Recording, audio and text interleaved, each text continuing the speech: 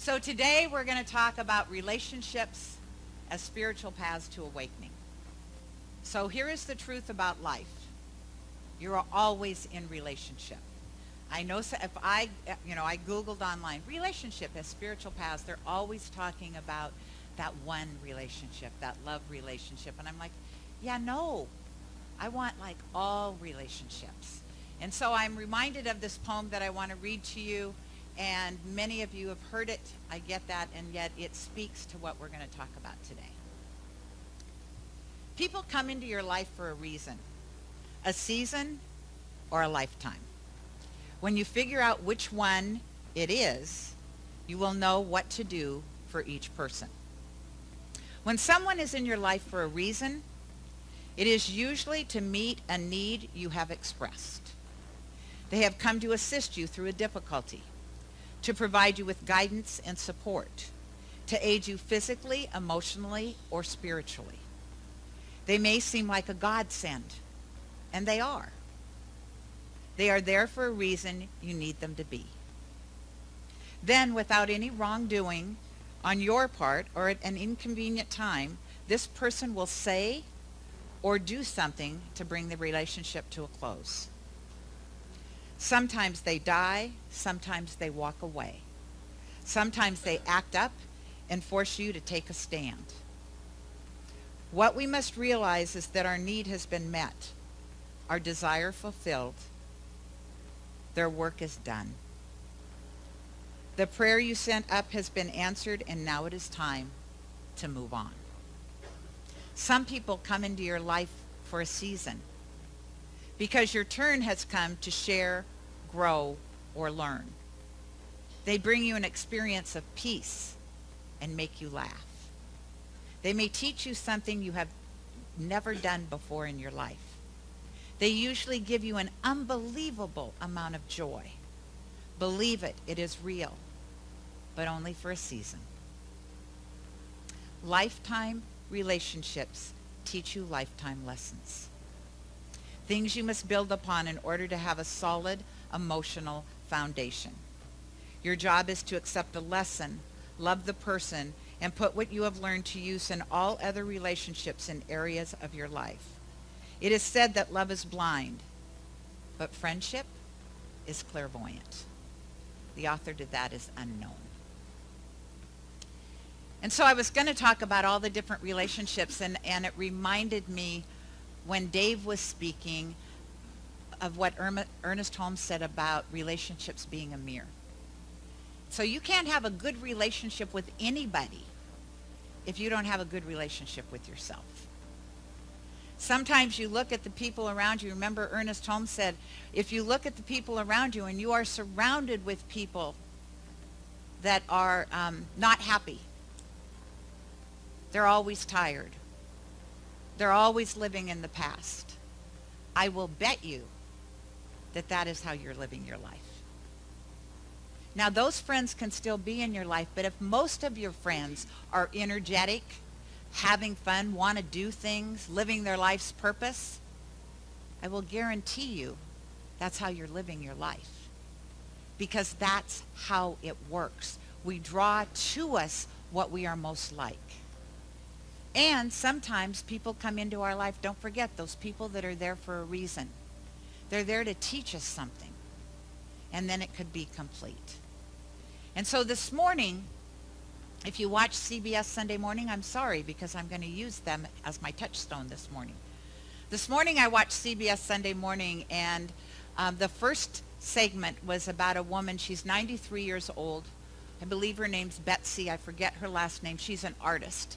And she makes art out of other people's, what you would perceive as junk. And she assembles it. It's called assembly art. And she is now being recognized at 93 for the amazing work that she has done all of her life. And the person said to her, is that going to change your life? And she said, no, I'm still going to be creative. You know, she lives in the same place. Her space is surrounded by all of these materials that she makes art with. The second person you may know, and that is Bob from Red Mill Farms, which happens to be, if you remember, if you go to the grocery store, especially PCC or any health food store, you'll see Red Hill Farms. They were probably the first one that actively pursued gluten-free everything, different types of flour. Bob is in his 90s. I can't remember exactly how old. And he still dances. He loves his life. He loves his work. And I said to Paul, maybe the answer to living a long life is living your passion. Really loving who you are and what you do. Because that's what these two people were doing. And with him, you talk about being a philanthropist. So people have come after Red Mill Farms, as you can imagine, trying to buy it up. And he's like, no, it's not for sale. And they're like, you're in your 90s. You have no family. What are you going to do with this business? He has already given it to his employees. 120 people that work there, depending on how long they've been employed by this man, get a section of the business for that long, however he computed that. And so the business is going to live through these people. And with that, everybody that's worked there has done enough. Like one man said, I've sent my kids through college working at this mill in Milwaukee, Oregon. And so it's about your passion. How are you living your life? Are you living it out loud and passionately? And remember, last week I talked about it doesn't have to be that your job necessarily is fulfilling your passion. Your job might be filling a need, the need to pay your rent, the need to clothe yourself. It does not mean you can't still live your passion. You can find ways to live your passion. If you're saying, I can't live my passion because of my job, I would say you're using your job as an excuse not to live your passion. And so just remember that relationships are to be nurtured, especially the relationship with your friends and with your family and with yourself, especially with yourself. So how about relationships with our friends and with our families, and when they work out or they don't work out? It is to remember this practice that I love, and it's much like a Tonglen practice. Although you're not accepting, in Tonglen, what you're doing is accepting their hurt and breathing it out. But I was given this practice when I was at Asilomar in August at the CSL retreat. And you breathe in and say, I bless you. So I want you to think about somebody in your life right now that you may have discord with. Could be a family member, could be a friend, could be the person sitting next to you. Whoever that is, I want you to just close your eyes if you want to. You don't have to. Just think about that person. Bring them right in front of you. And then breathe in and say, I bless you, and say their name. And when you do it, I know that it's, you might not want to say their name out loud if they're sitting right next to you, but it would be important to, I know, like, I bless you, Paul. And Paul's like, I didn't know we were having an issue, Gayle. But, it would be nice if you could say it out loud, not, big voice, little whisper voice, but just because verbal is another whole set of energy that you're setting. So breathe that in and say, I bless you, Kay. And then as you breathe out, I release you, Kay. Without attachment, without scolding, without saying the yabbits, just bless and release. And I promise you, if you continue to do that, every time that person starts to walk across your mind with their dirty little feet, and what I mean by that is, they're walking across your mind and you're getting all trapped up into who they are and how they've treated you and what they've done wrong, do this bless and release prayer. Things will shift, I promise you. Things will shift, and it will move the energy. It was amazing this weekend that I got 2 prayer requests for almost exactly the same thing from 2 different people. And it was about an outside person upsetting their balance. And when somebody is that unkind, it's hard to do the bless and release prayer. And yet it's the biggest gift you can give to yourself and to that person. It's like, I will not let this energy that you've thrown on me stay on me. I'm not going to let you've upset me. I'm not going to let you ruin my day or my night or my week. Now, how many of you have done that in a relationship? Yeah, that you get angry and then boom, everything falls apart, right? And that can mess up a lot of things in your life, because remember, if you're letting one person upset you to the point that it's in your mind all the time, what kind of energy are you going to draw into your life? I wouldn't want to do that. And yet I forget, and I do that, just so you know. And so it's a practice. It is a practice of breathe and release. Because I promise you, even though those people can be very, very unkind and very, very hurtful, remember in the 4 agreements, it's not about you. It's about them. It's about them projecting their unhappiness, their lack of confidence, their hurts onto you because they assume that you're going to take it. And when you quit taking it, they're going to have to move on. When you finally energetically go, I'm not taking this on anymore. This isn't about me. Then it moves away. And so I invite you to truly practice that for yourself, for your own peace of mind. And so remember that when you are with your family and friends and people at the grocery store, for crying out loud, remember that take time to truly listen to people. How many of us, and I can say this because I know I do it sometimes, can literally talk to somebody and they're standing there talking to you and you're either going through what you're going to say in response or what you need to buy at the grocery store? Anybody besides me? Oh, thank you. I was like, oh, I'm by myself. Yeah. Try to be present. When that happens, pull your mind back and say, I'm going to listen to this person. I'm going to be fully present to what this person has to say. I'm not going to should them.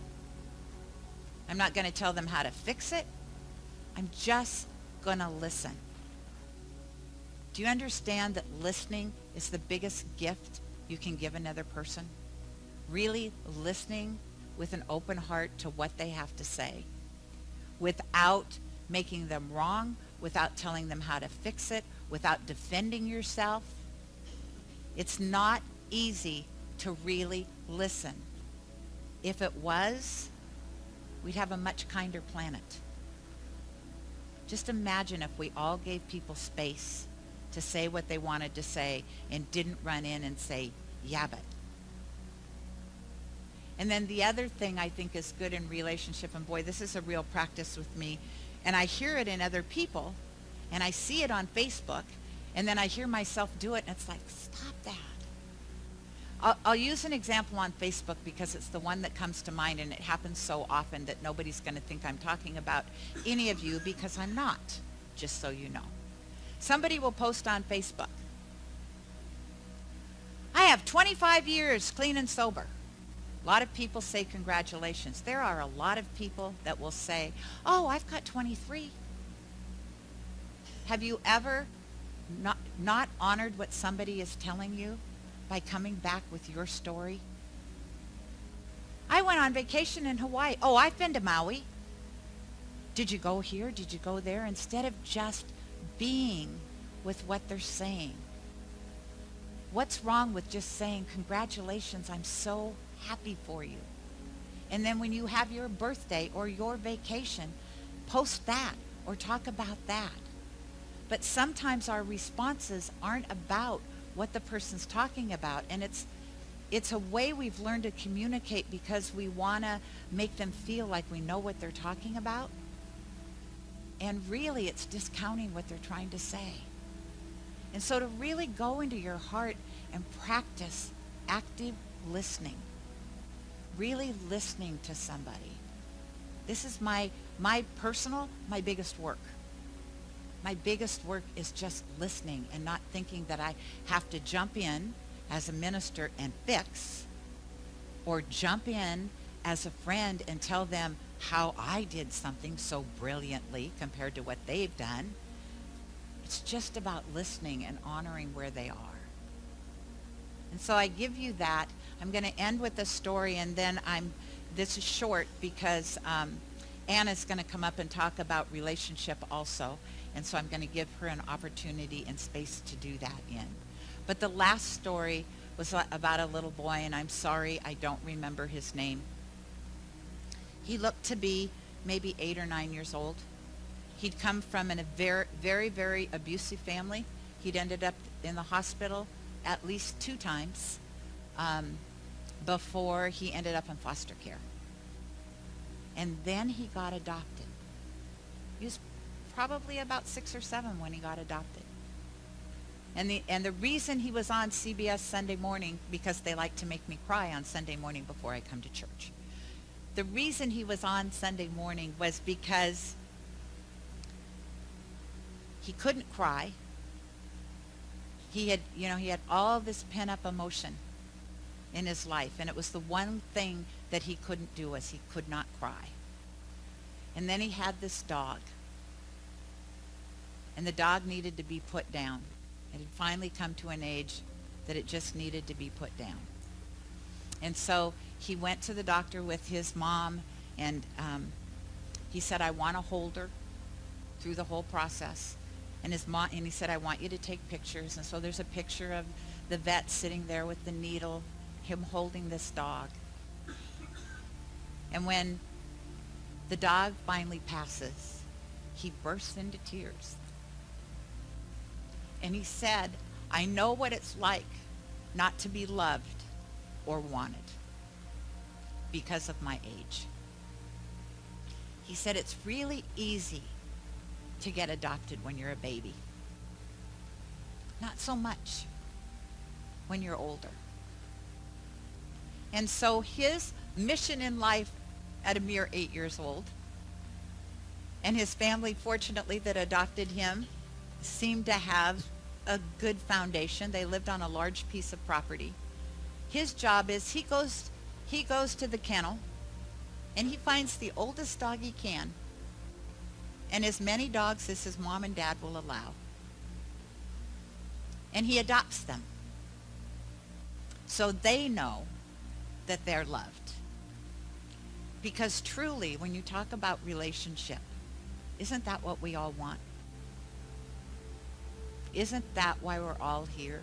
We want to be loved. And so I ask you to remember that, especially for those relationships that are here for a reason. And then they act out or you act out and the relationship is over. Remember, they're looking for love too. And so I ask you just to take that into your heart. And when you feel like sometimes you want to act out, remember what that little boy said. We all want to be loved. We all want to be cared for. And that's his mission in life. And I hope it becomes ours. And so now, if you will, please welcome Anna Hawthorne to the stage.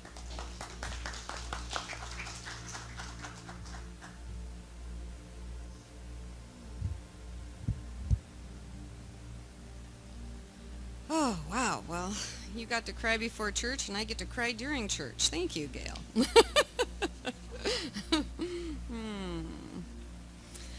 Well, I'm here today to talk a little bit about the global service trips that Amazing Grace and Genesis have been participating in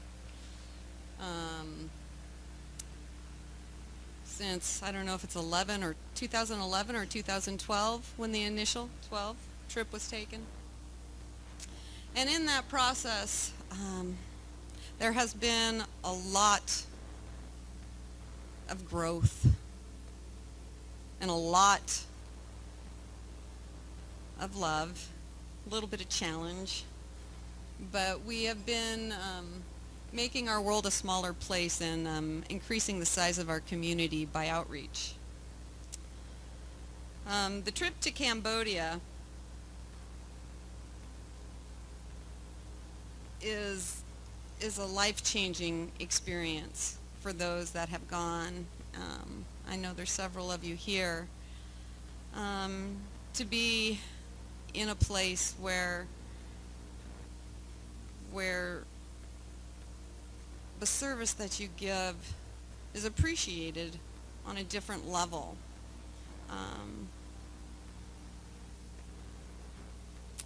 But it kind of, started with a dream, as most things do. It was the dream of a young Cambodian monk named Sakun to open a school and teach the children in his village the skills that would enable him to get a job, enable them to get a job and help end the cycle of lack and poverty in their lives. It was also the dream of several people within our spiritual communities to be of service. I imagine Steve was one of those dreamers who was with us today visiting. For it was Steve's initiative, I think, that has continued this journey to Cambodia.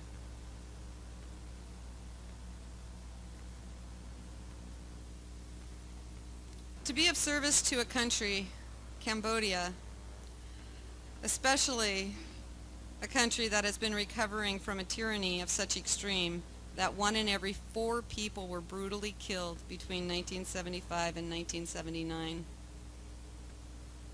under the leadership of Pol Pot. Our service allows us to assist in a nation's healing and rebuilding, especially knowing that so much lies in the hands of the children. The first trip taken to Cambodia was with a group of Genesis congregants. This trip was what inspired some within our spiritual community to become involved and want to make a difference. It was a trip to a Spittler Middle School, and a great relationship was created with a dear man by the name of Surin. Surin actually visited America and came to Genesis back in 2018 before our 2019 trip. Surin has helped in many ways throughout our visits to Cambodia and with the building and continued support and aid of Pumo School. This is Pumo School today. I don't have a picture of the ground where there was nothing before the involvement of Amazing Grace. But it is a beautiful, beautiful facility. We've had many people come and say they've never seen a VOTEC in that country to this magnitude. So this year at the school for our service trips, we did painting to help keep the school a beautiful, vibrant place the children can be proud of. We bought mahogany trees to plant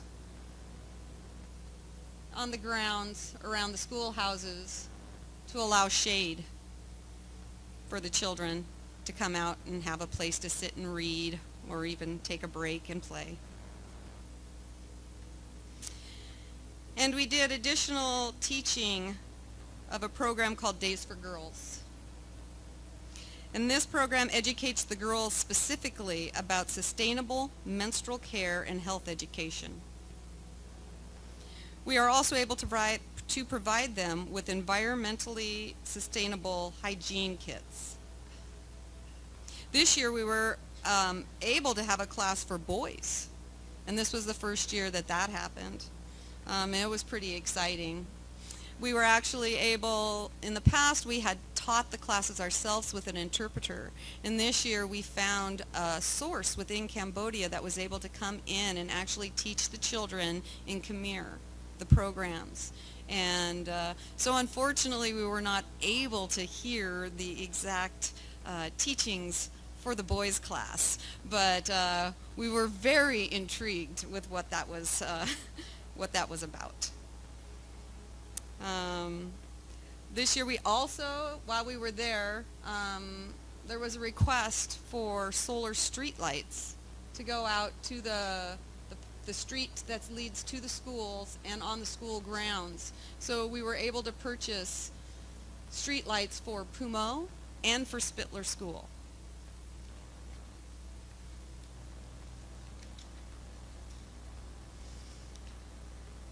So for anyone who had gone on the trip in 2019 and are interested in how the Lemon Grove is or other projects, feel free to go to the Facebook group Cambodia 2020 for additional photos. I didn't bring a lot of photos of the projects that we particularly did, as it may not be of interest to everyone. Another option would be to get added to the Global Service Team email list for news and updates regarding future trips and events with service. And now I'd like to turn the floor over to Cal, as he's been a participant on 5 of the last trips. So he's got a little bit of added information to share.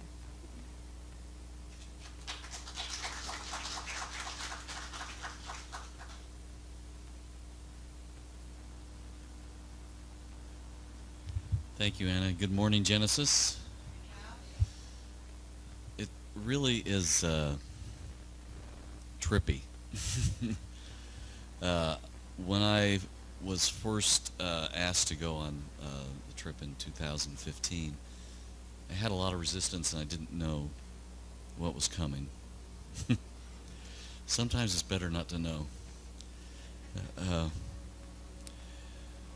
These kids are looking at a wall that was built to honor the school on the school grounds, and in 2018 we as a group painted this tree and had all the kids put their handprints on the tree, and the monks and most of us as well put our handprints on the tree as leaves, because we're all connected. It just epitomizes for me what this trip is really all about. You know, I thought the first time it was about being a global citizen and being connected, but it really is about, we're all a big neighborhood. It's not this, you don't have to have this giant term of how we're all connected, because we just are. And in Cambodia, there was a lot of tragedy in their lives that the world supported this tragedy. It's just astounding what we learned this time about the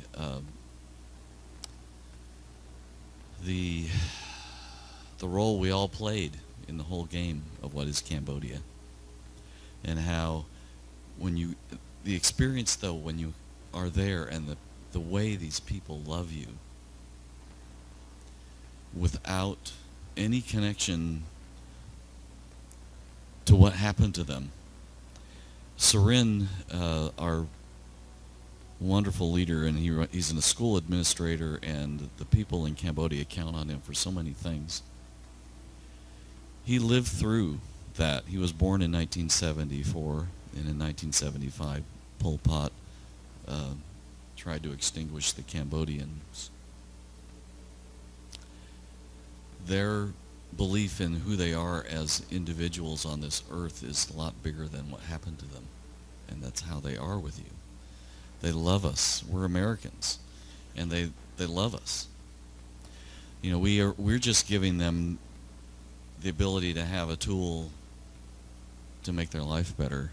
These kids go to school all day long. They go to school in the morning, and they can't wait to come here at night and go to school more. And they do it the next day, and they do it like 6 days a week. It's just an incredible experience to watch these kids, and they're with you, and they just adore you. And you can't help it, but your life changes.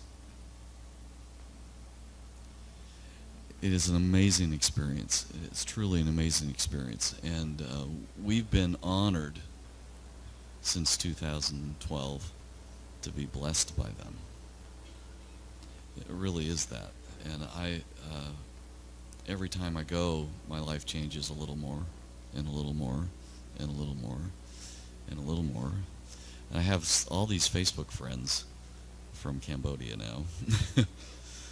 And we talk to Sarin, and I talk to Sakun, and there's all the little things in our nature that are challenging to to work through.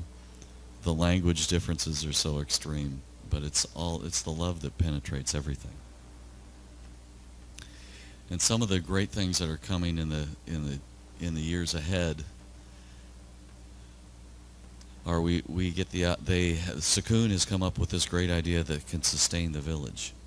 And he's come up with this fantastic idea of creating his own water bottling plant, and it would be on the school, and it would be able to sell water to the surrounding communities.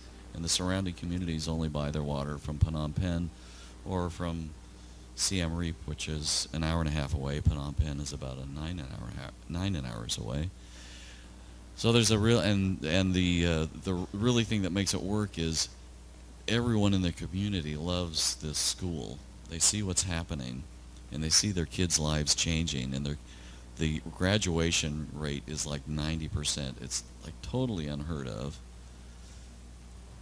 I'm just honored to actually watch this unfold and to be a part of the people that get to be a part of an opening.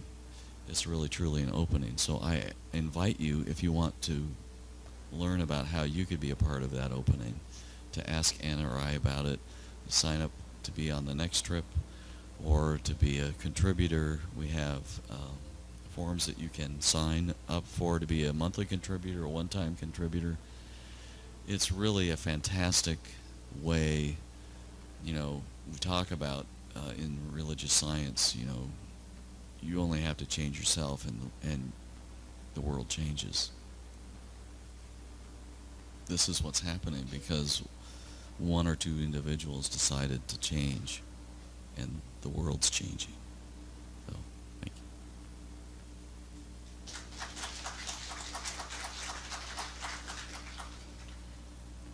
So, this year was a little different, and of course it was divine right outcome. That of course it was perfect, and it could not have turned out any better than I could have ever imagined. Usually, in trips of the past, there had been a celebration, at the end of the trip, where we all got together at the school and had dinner. And earlier on, there were different types of celebrations, but it was where we got to really, be involved with the children, be involved with the teachers, break bread with the community. And this year, the way the schedule worked, we could not do it at the end. So they did a celebration service or ceremony for us on our first day at Pumo School. Now, it was also remarkable that it was the 5-year anniversary. And to sit there in front of 600 people, 600 plus, as you are honored for the contributions made to the families of this community, to the children of this community. And it was so moving. I so wanted every single one of you there with me. And so I was really wanting to share in that, honoring, because we all contribute. We all contribute to Cambodia one way or another. You do it when you're holding consciousness while the people that are of service are there. You do it if you do donations. You do it on the trips that you make there. And so to go and be honored for doing something that is your passion, is your joy, is above and beyond. And so I would like to take this opportunity to call Gayle to the stage.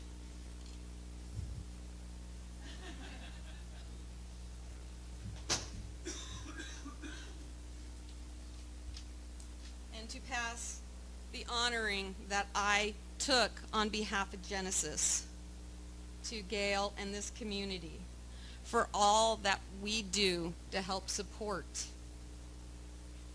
this school, to help change the lives of so many, because we are reaching out and we are being real. And this is what it's all about.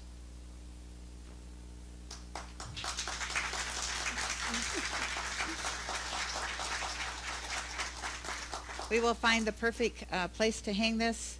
I would love to read it to you, except the only thing in English is Genesis Center for Spiritual Living. Vicki, we need those Khmer lessons. That's beautiful. So remember, as you go about your days, if you are so inclined or interested, to get involved in an upcoming trip, to have any interest, to have any desire, to want to, sign up for a contribution, a one-time, a $5 once a month, or whatever, to help continue to support this school. Because until they do become self-sustaining, the salaries and supplies are complete contributions done by Amazing Grace and Genesis. So we had a scary conversation when we first got there with another gentleman, and he said, because we're looking at ways of trying to make it sustaining so that if something happened to us, that the school would not, disappear. And he said, in Cambodia, if you pull out, it's gone. And we're like, wow. But we didn't believe that. 2 days later, we're talking to Sakun, and ideas are flying. And we know that it's sustainable. And it's going to take a little bit of time. And until then, we're going to be there, and we're going to support this cause. Because, again, it's all about the children. Thank you.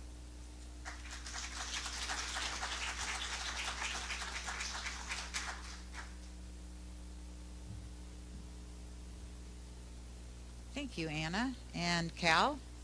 And I just realized when I was coming up here, if at the beginning of the service you come on up, band. At the beginning of the service, if you said you're having a birthday, like Jim and me and Frank, I forgot to hand out the prayer cards, or the session cards you get with practitioners. And they're not in here, so I can't hand them out now. They fell out, and I had them in my hand, and I don't know where they are. So, but see me after service, and I'll get you something, I promise.